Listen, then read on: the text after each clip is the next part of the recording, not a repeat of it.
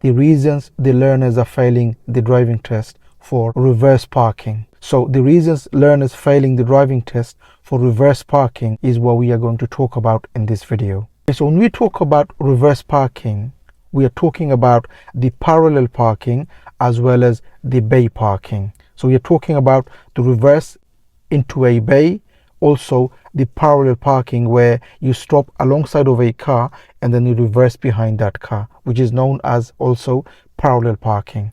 So it's the parallel parking and also the bay parking we are talking about in this video, why learners are failing the driving test on those parkings. Number one, when they are doing the parallel parking, many learners, when they finish the parallel parking, they need to finish reasonably close to the pavement when they finish. So your examiner will ask you to stop alongside of a car and then reverse behind that car on the left hand side. Okay, so when you finish, you have to make sure that the front or the back or both side of your car is not on the pavement. You need to make sure it's close to the pavement but not on the pavement. If you are on the pavement, you will fail your test for that. Many learners, they end up going on the pavement and they fail the test on the parallel parking. The other reason many learners are failing is when they are doing these parking, maybe they couldn't do it in one go.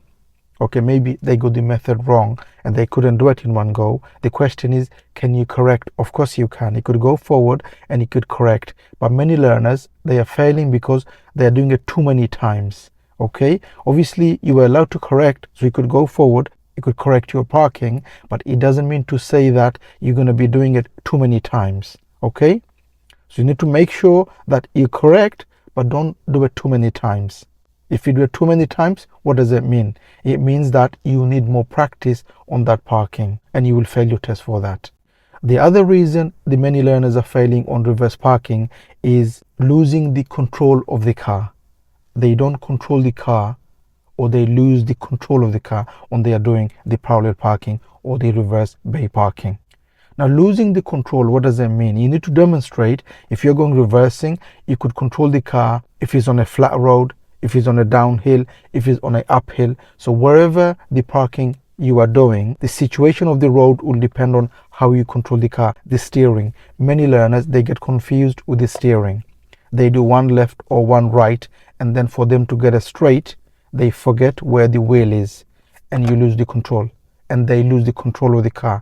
So it's very important that you demonstrate that you are in control and you are controlling the car with full understanding what's happening with the wheel and also the clutch control or the brake control, depending on the situation of the road. So losing control of your car, you will fail your test for that, and many, they do fail for that reason.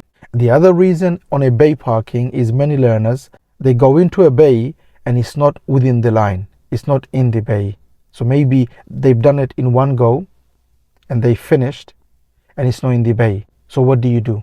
If it's not in the bay, do you just stay there or do you go forward and correct? Make sure if you need to do the bay parking in the test, make sure you go into the bay and you look on the side mirrors to see if he's in the bay.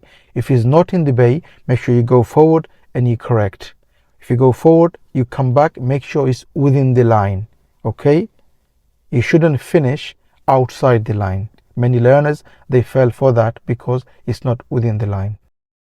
So whenever you are doing a parking in the test, make sure you remember the word COP, C-O-P, COP.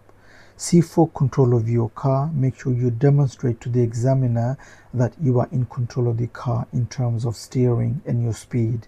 So number one is the control of your car. Number two is the observation. Make sure you look all around, including your blind spot, especially when you're reversing. Make sure you look over your shoulder at the back when you're reversing.